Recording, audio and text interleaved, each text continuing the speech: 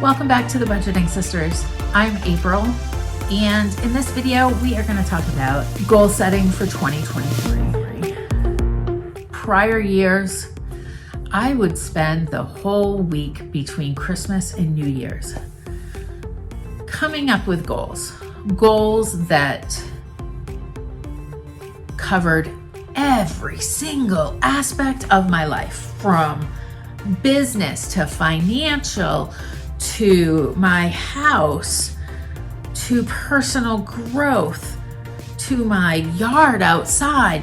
Every single thing, very specific, broken down into sections, broken down into quarters, and then broken down into monthly. It was exhausting, overwhelming, and I never met them all. Probably never even met half, but I would have no way of knowing because I gave up halfway through the year, which I'm sure a lot of you have given up on your goals halfway through the year. Whether or not you've given up on them, I just forgot about them. So I tend to be a very determined, focused person for the most part. So I've never hidden the fact that I go to counseling. I brought this up with my counselor. I said, I don't want to do that this year. I don't want to spend 4 days coming up with all these goals that 6 months down the road, I'm going to give up on.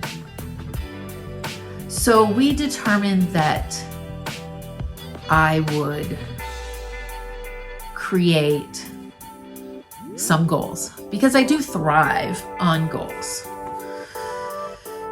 If I didn't have goals or deadlines, I wouldn't accomplish anything in life, whether it be work related, home related, personally.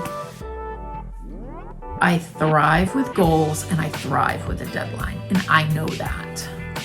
So we decided that I would look at all aspects of my life and decide little things I could do throughout the year to work on my goals, to not break it down into little sections, to just make a big picture of what I wanted to see, some growth in what areas, and how I could come up with creative ways to meet that growth. Now, when it comes to my counselor and everything I do, we always bring it back to my personal values and what I value as a human being, as a Christian, and where I want to see my life go and where I want to spend time. So I like to check off boxes and reward myself for accomplishing goals. And of course, everybody has the big goal of, let's lose weight, let's get more fit. And, that's a great goal. And we all need to lose, not all, but me personally, need to lose weight, need to get more fit, need to get back into the clothes that I was in even just a year ago before my mother passed away.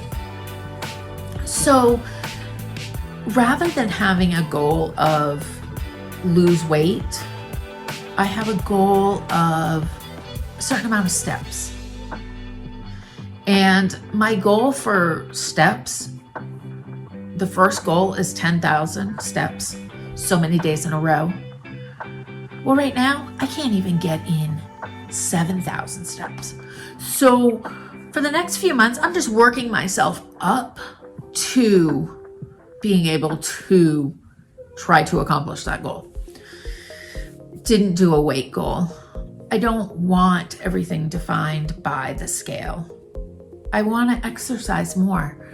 I want to challenge myself in doing exercise classes at the Y. I want to challenge myself in this Strive program that we have at work, where we can earn more PTO time by getting in a 15-minute walk every day, or 20 days out of 30, or walking 7K steps. So my goal every month is to earn that extra PTO time, because, we all know this girl needs a vacation, and I need as much PTO time as possible to go back to Maine to see my grandson and all my friends there and family.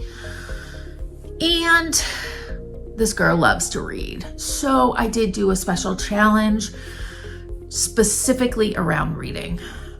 I love to read. My problem is I do not make time to read.